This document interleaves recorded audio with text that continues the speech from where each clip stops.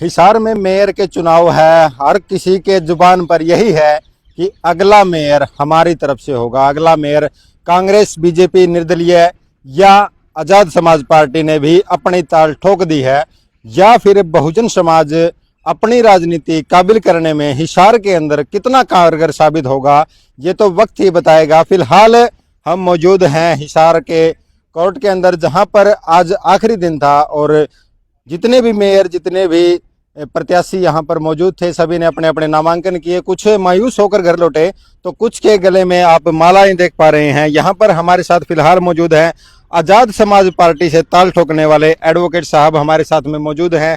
बात करेंगे, जानेंगे बहुजन समाज कितना कारगर साबित होगा अपनी राजनीति स्थापित करने में। सर स्वागत है। सबसे पहले तो बधाइयां आपको कि आपने पूरे शहर का प्रतिनिधित्व करने का एक जिम्मा अपने कंधों पर लिया है। आजाद समाज पार्टी जो बिल्कुल नई पार्टी है, उस पार्टी का आपने दायित्व संभाला है।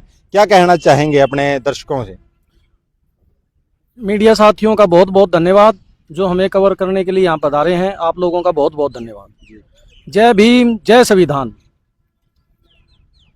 साहब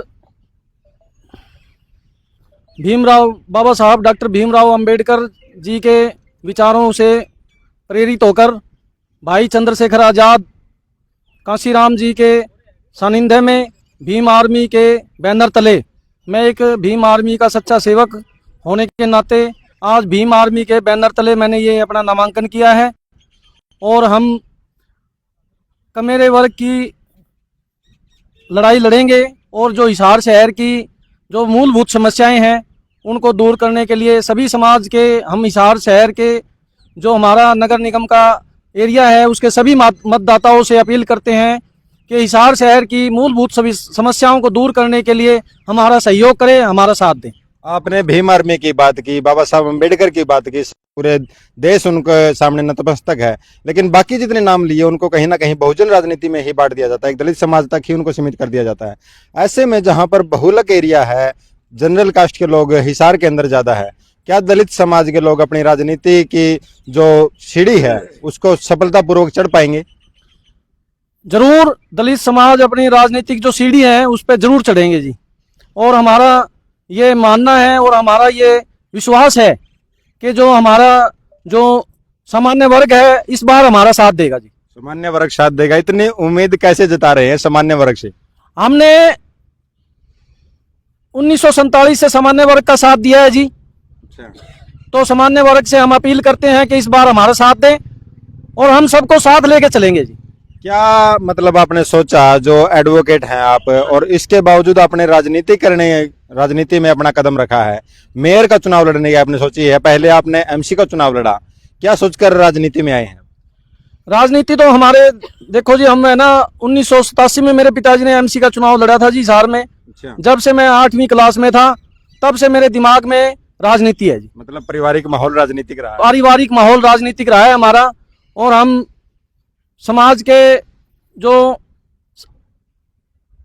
कार्य हैं उनको पूरा करने के लिए शुरू से ही तत्पर हैं जी। 2005 से मैं यहाँ पे वकालत कर रहा हूँ और जिन लोगों को हमारी जरूरत होती है मैं उनके लिए सदैव तैयार रहता हूँ जी। विशेष मुद्दे क्या रहने वाले हैं आपके शहर को लेकर के, दलित समाज को लेकर के या सौर समाज को लेकर के, क्या विशेष मुद्दे रहने वाले?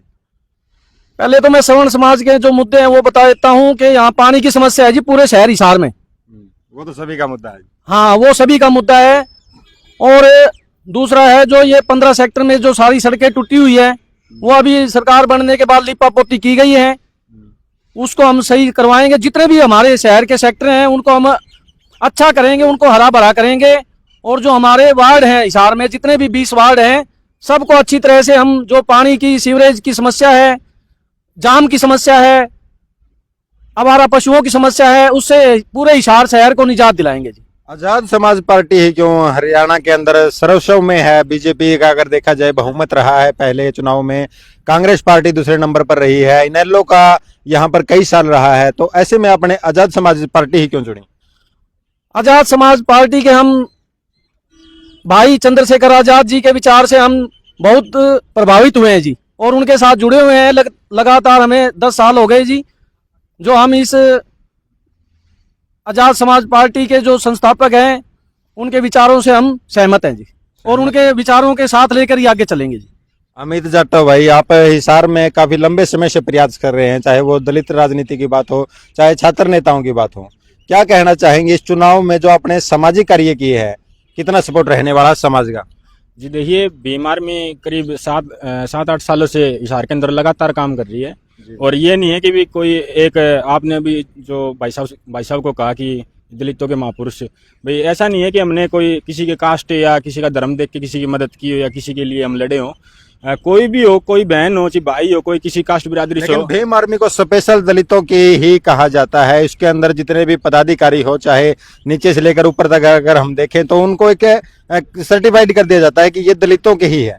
जी देखिए, ये गलतफहमी है, क्योंकि हमारे जिला सचिव यादव जी हैं, हमारे जाट भाई है जयवीर गोदारा जी, वही हमारी संगठन से है।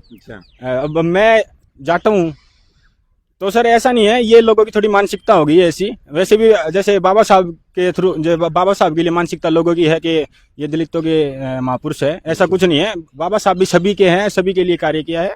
और वैसे ही भीम आर्मी ने हिसार के अंदर गलियों में, वार्डों में, हर जगह काम किया। ये नहीं है वो चाहे किसी भी जात बिरादरी से हो, और उसका फायदा हमें इस चुनाव के अंदर जरूर मिलेगा। चुनाव के अंदर फायदा मिलेगा जी बिल्कुल। क्या कहना चाहेंगे भाई साहब? एडवोकेट साहब ने ताल ठोक दी है चुनाव में, मेयर के लिए बड़ी बड़ी हस्तियां सामने खड़ी हैं, क्या कहना चाहेंगे? हाँ बिल्कुल, पहले तो आपके चैनल के माध्यम से आपके चैनल को बहुत बहुत शुभकामनाएं। और मेरी माताओं, बहनों और सभी बड़े आदर बुजुर्गों, मेरी सबसे पहले जो हमारी टीम ने जो फैसला लिया है, जो हमारे भाई साहब सुरेंद्र मेहरा एडवोकेट को इस मैदान में उतारा है, तो वो अपने संघर्ष को बड़े उच्च से अपना साथ देंगे और सभी मनोबल बढ़ाएंगे। कोई ही भी हमारी समस्या होगी दूर करेंगे। मैं सभी से अपील करता हूं कि हमारे बड़े भाई साहब सुरेंद्र मेहरा को अधिक से अधिक वोट देकर विजय बनाएं। लेकिन सामने बड़े बड़े धुरंधर खड़े हैं, चाहे रामनिवास राणा की बात करें, चाहे प्रवीण पोपली की बात करें, क्या कहना चाहेंगे? इतने बड़े राजनीतिक परिवारों के लोग खड़े हैं, क्या कहना चाहेंगे एडवोकेट साहब? देखिए, संविधान सबको आज़ादी देता है, लोकतंत्र के अंदर सभी को आज़ादी है कि वो चुनाव लड़े और अपनी काबिलियत साबित करें। जहां तक एडवोकेट सुरेंद्र मेहरा जी की बात है, काफ़ी एक्टिव साथी हैं ये, और आज़ाद समाज पार्टी से इन्हें उतारा गया है। आज़ाद समाज पार्टी वो पार्टी जो पूरे देश के अंदर जानी जाती है। चंद्रशेखर आज़ाद जी को अभी तो जन्म हुआ आजाद समाज पार्टी का, जन्म लेते ही कुछ ही समय में आजाद समाज पार्टी पूरे देश के अंदर एक हाईलाइट पार्टी बन चुकी है, इसमें कोई दो राय नहीं है। और ये आप सभी पत्रकार साथियों को भी पता है अच्छे तरीके से। चंद्रशेखर आजाद जी वो नाम है, वो चेहरा है जो पूरे देश के अंदर ही नहीं बल्कि विदेशों के अंदर भी चंद्रशेखर आजाद जी को जाना जाता है। और उन्हीं के सिपाही, उन्हीं की पार्टी के सिंबल के ऊपर जो सुरेंद्र मेहरा जी हैं एडवोकेट, वो चुनाव फाइट कर रहे हैं। अब लोकतंत्र के अंदर सबको आजादी है, टाइम बताएगा कि कौन प्रत्याशी अपनी काबिलियत साबित कर पाता है। बिल्कुल, समय बताएगा कौन प्रत्याशी अपनी काबिलियत साबित कर पाएगा।